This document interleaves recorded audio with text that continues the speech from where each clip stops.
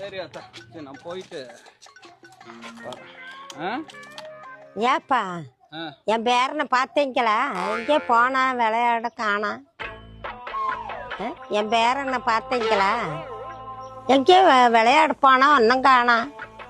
அப்ப நான் யாரு? 70 வயசு வயசான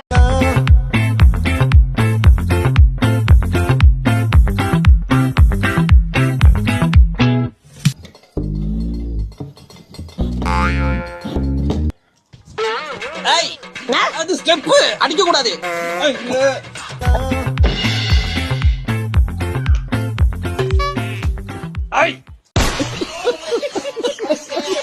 மெதுவா போகணும். இப்படி ஒரு வளைஞ்சு நெளிஞ்சு இப்படி போகணும். மெதுவாவா?